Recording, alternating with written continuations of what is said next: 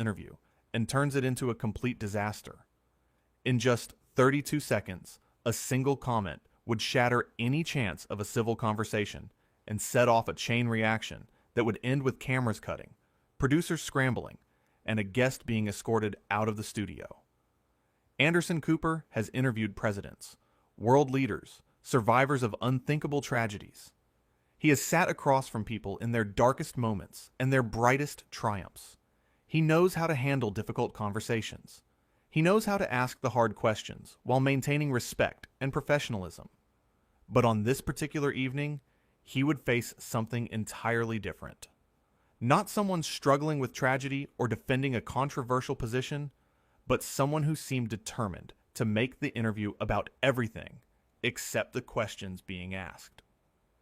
The studio lights were hot and bright, as they always are. The familiar 60 Minutes set, iconic in its simplicity. 2 chairs, a small table between them, and the weight of millions of viewers watching from home. Anderson sat composed, his notes prepared, his questions ready. Across from him sat Meghan, dressed impeccably, microphone clipped to her jacket, makeup perfect under the studio lights. The interview began smoothly enough. Anderson opened with a straightforward question about her recent charitable work, a soft beginning to ease into the conversation. But instead of answering directly, Meghan paused, looked around the studio, and said something unexpected.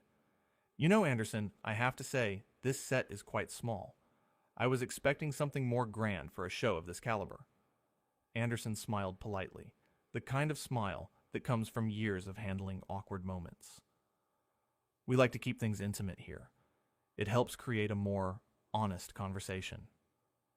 "Intimate," Meghan repeated, as if tasting the word. "Is that what we are calling it?" There was an edge to her voice that the audience at home could hear. Anderson, ever the professional, redirected. "Let me ask about the foundation you have been working with. What drew you to this particular cause?" Meghan shifted in her chair, crossing her legs in the opposite direction. "Before we get into that, I think we need to address something. The questions you sent over to my team, they were quite basic. Almost insulting, really. I have done hundreds of interviews, Anderson. I expected more from you." Anderson kept his composure. His expression remained neutral, but those watching closely could see the slightest tension in his jaw. "The questions are meant to let you tell your story in your own words. That is what our viewers want to hear." "Your viewers," Meghan said, leaning forward slightly, "want to hear the truth. Not some sanitized version you have decided is appropriate." "I am not sanitizing anything," Anderson replied calmly. "I am giving you the opportunity to speak about the work you are doing. That is why you are here, is it not?" Meghan laughed, but there was no humor in it. "Is that why I am here? Or am I here because your producers thought having me on would boost your ratings?" The accusation hung in the air. Anderson did not flinch. "We invite guests who have important stories to share. If you would prefer not to discuss your charitable work, we can talk about something else. What would you like to talk about?" "What would I like to talk about?" Meghan repeated. "How about we talk about how the media has treated me? How about we talk about the double standards? But no, you want to keep things safe and comfortable, do you not?" Anderson leaned back in his chair, his fingers steepled in front of him. "We can absolutely discuss your relationship with the media. That is a fair topic. But I would appreciate if we could do so without attacking the integrity of this interview." "Attacking?" Meghan's voice rose slightly. "I am not attacking anything. I am simply pointing out that you seem more interested in controlling this conversation than actually having one." "I am interested in having a productive conversation," Anderson said, his voice still measured and calm, "but that requires both of us to engage in good faith." Meghan stood up suddenly, her microphone cord pulling taut. A production assistant in the shadows took a step forward, concerned. "Good faith? You want to lecture me about good faith when your entire industry has made a fortune off of tearing people like me down?" Anderson remained seated, looking up at her. "I am not your enemy, Meghan. I am simply trying to do my job. Your job, she said, her voice dripping with contempt. Your job is to sit there in your expensive suit and pretend to care while you ask shallow questions and nod sympathetically. Do not pretend this is about journalism. I have been a journalist for over 30 years, Anderson said, and for the first time, there was a hint of steel in his voice. I have reported from war zones, from natural disasters, from the scenes of unspeakable tragedy. I take my job very seriously, and I take the responsibility of this platform seriously. So yes, this is absolutely about journalism. Meghan pulled off her microphone, the sharp scratch of the clip audible in the quiet studio. Well, here is some journalism for you. This interview is over. Anderson stood now, not in anger, but in a final attempt to salvage the situation. If you are unhappy with the questions, we can adjust. We can take a break and regroup. But walking out accomplishes nothing. Walking out, Meghan said, accomplishes exactly what I want it to accomplish. It shows that I will not sit here and be disrespected. No one is disrespecting you, Anderson said firmly. I have been nothing but professional. Professional, Meghan scoffed. You call this professional? Bringing me here under false pretenses, trying to trap me with your questions? Anderson's patience, remarkable up until this point, was clearly being tested. What false pretenses? Your team agreed to every aspect of this interview. The topics, the format, everything. You knew exactly what this was going to be. I knew what you told me it would be, Meghan shot back. I did not know I would be dealing with someone who clearly has an agenda. My only agenda, Anderson said, his voice rising just slightly, is to have an honest conversation. That is it. But you have spent the last several minutes attacking me, attacking this show, and attacking the entire premise of why you are here. So if anyone has an agenda, perhaps you should look in the mirror. The words landed hard. The studio fell silent. Production crew members glanced at each other nervously. This had gone far beyond a typical difficult interview. This was personal now. Meghan's face flushed. How dare you speak to me that way? I am speaking to you, Anderson said, his composure returning, but his words no less pointed. The way I would speak to any guest who is being unreasonable. You are not special in that regard. Not special, Meghan repeated slowly. You have no idea who you are dealing with. Anderson sat back down, a clear signal that he was ready to continue if she was willing to be reasonable. Then help me understand. Sit down, and let us have the conversation you say you want to have. But Meghan was already moving toward the edge of the set. I do not need to explain myself to you or anyone else. This interview is finished. A producer appeared from off-camera, a younger woman with a headset and a clipboard. Ms. Markle, please, if we could just take 5 minutes. Meghan spun on her. I am not taking 5 minutes. I am leaving. Now get me out of here.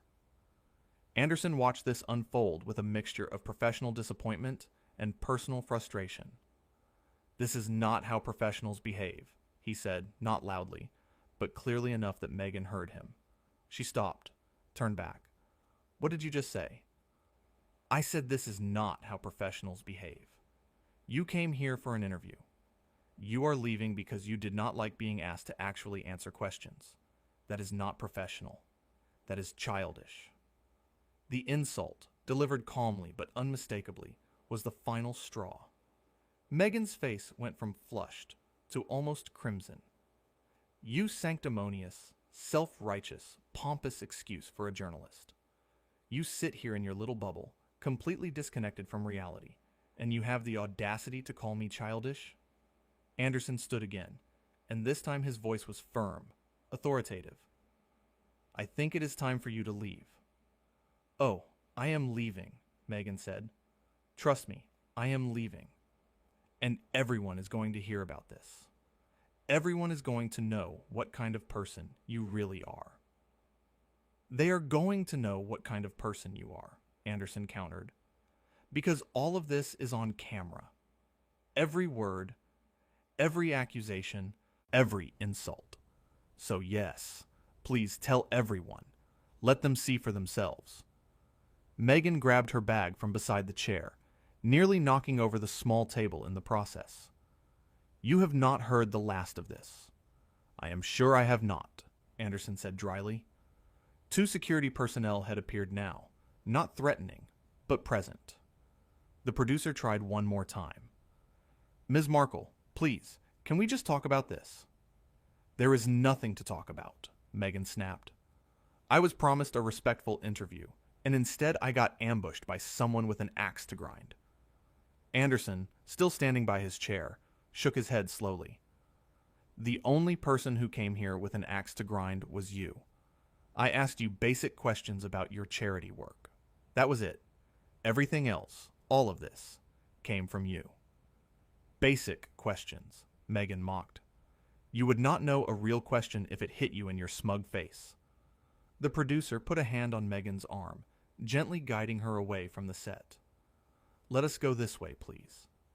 Meghan yanked her arm free. Do not touch me. The security guard stepped closer, and the producer backed off, hands raised in a placating gesture. No one is touching you. We are just asking you to come with us so we can sort this out privately. Sort this out? Meghan's voice echoed in the studio. There is nothing to sort out. This man is a disgrace. This show is a joke, and I will make sure everyone knows it. Anderson, watching this spiral completely out of control, made a decision. He turned to the camera operator. Cut the cameras. The camera operator looked to the producer, who nodded reluctantly. The red recording lights blinked off. But Meghan was not done. Even with the cameras off, she continued. You think turning off the cameras makes this go away? You think you can just erase what happened here?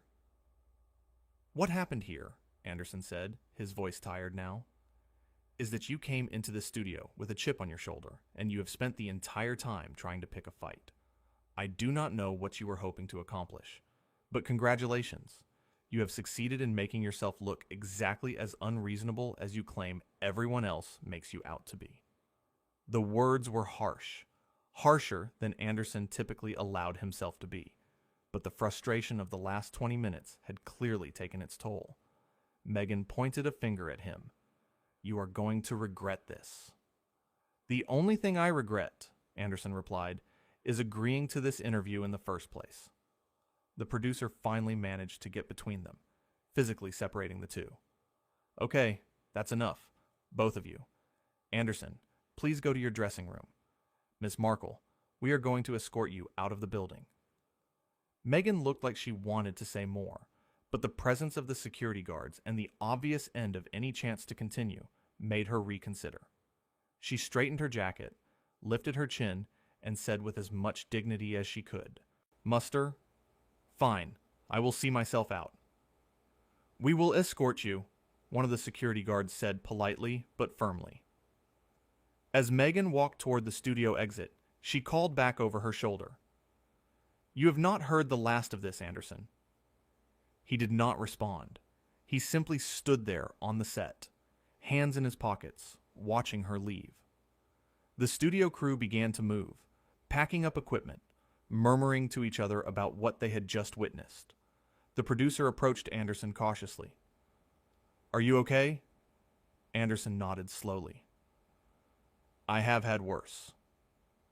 That was, the producer searched for the right word, intense. That was a waste of everyone's time, Anderson said. He picked up his notes from the table. Notes that had never been used. Questions that had never been answered. How much of that was recorded? All of it, until you called to cut the cameras. Anderson nodded. Good. Make sure it is preserved. Something tells me we are going to need it. As he walked off the set, the studio slowly returned to its normal rhythm. Crew members discussed what they had seen, already knowing this would be a story they would tell for years. The interview that never was. The guest who imploded. The host who kept his cool even as everything fell apart around him. Anderson retreated to his dressing room, closing the door behind him. He sat down heavily in the chair, loosened his tie, and allowed himself a moment of frustration. 30 years of journalism. thousands of interviews, and this is what it had come to. A guest more interested in creating drama than having a conversation. Back in the studio, the producer was on the phone with the executive producer explaining what had happened. The decision was already being made about how to handle this, what to air, what to say, how to address the complete failure of what was supposed to be a major interview. Meanwhile, Meghan was being escorted through the back corridors of the building, her heels clicking sharply on the polished floor. The security guards maintained a respectful distance, but made it clear she was not to deviate from the path to the exit. At the door to the street, Meghan stopped. "I can take it from here." The guard nodded. "Have a good evening, ma'am." She pushed through the door into the cool evening air where her car was waiting. As she slid into the back seat, the driver asked if everything was all right. "Just drive," she said curtly. Back inside, Anderson emerged from his dressing room, his tie removed, his jacket over his arm. He found the producer still on the phone and waited until she was finished. "What is the plan?" he asked. "We are meeting tomorrow morning to discuss it, but between you and me, I do not think we are airing any of that." Anderson nodded. "Probably for the best."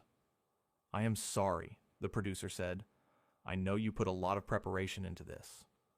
"So did a lot of people," Anderson replied, "but some things just are not meant to be."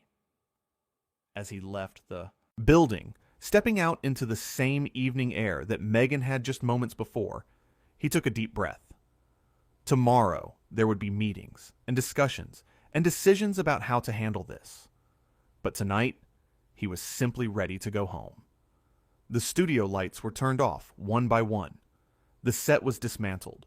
The chairs where two people had sat, where a conversation should have happened, but instead a confrontation erupted, were rolled away into storage. And somewhere in the city, two people were processing the same event in very different ways. One frustrated that a professional opportunity had been squandered. The other convinced that standing up and walking out was the right thing to do. The interview that was supposed to happen never did. The conversation that could have been never was. Instead, what remained was a cautionary tale about what happens when egos clash, when expectations are not met, and when two people enter the same room with completely different ideas about what is supposed to happen. Anderson would do many more interviews after this. He would sit across from world leaders and celebrities, from whistleblowers and survivors. Some would be difficult. Some would be contentious. But none would quite match the sheer bizarre spectacle of the interview that imploded before it ever really began. For Meghan, this would become another chapter in a complicated relationship with the media. Another example, in her mind, of being treated unfairly. Another story to tell about being misunderstood. But for those who were there, who witnessed it firsthand, the story was much simpler. A guest came in looking for a fight. A host tried to maintain professionalism. And when those two forces collided, there was only ever going to be one outcome. The cameras had captured it all. The escalation, the accusations, the final bitter exchange. Footage that would be locked away, discussed in production meetings, but ultimately deemed too problematic to air. Because sometimes the most dramatic moments are the ones that never make it to television. The confrontations that happen when the lights are bright and the cameras are rolling, but the decision is made that the public does not need to see this particular moment. Anderson knew this. He had been in the business long enough to know that not everything that happens makes it to air. Sometimes discretion is the better part of valor. Sometimes letting something fade away is better than giving it oxygen. But he also knew that in the age of leaks and social media, nothing truly stays buried forever. Somewhere, someone would talk. The story would get out, in pieces, in fragments, in competing narratives. And when it did, people would choose sides. Some would say Anderson was too hard on his guest. Others would say Meghan was out of line from the start. The truth, as always, would be somewhere in the middle. Two people entered a studio expecting different things. One expected tough but fair questions, and a chance to share her perspective. The other expected a professional interview about charitable work and current projects. What actually happened satisfied neither of them. In the end, the only winners were the crew members who had a story to tell at dinner parties. The only losers were everyone who had worked to make the interview happen, and the audience who would never get to see what could have been a fascinating conversation. The studio was dark now, empty and quiet. Tomorrow it would be filled again with new interviews, new guests, new conversations. The cycle would continue as it always does. But for one evening, it had been the site of something rare in television, a complete and total meltdown. A guest and host unable to find any common ground. A conversation that never happened, and an interview that would be remembered more for what went wrong than for anything that went right. Anderson would reflect on it in the coming days, wondering if there was something he could have done differently. A different approach, a different tone, a different question that might have changed the trajectory. But deep down, he knew the truth. Some interviews are doomed from the start. Some guests come in with an agenda that has nothing to do with the questions being asked. And sometimes no amount of skill or experience can save a situation that was broken before it began.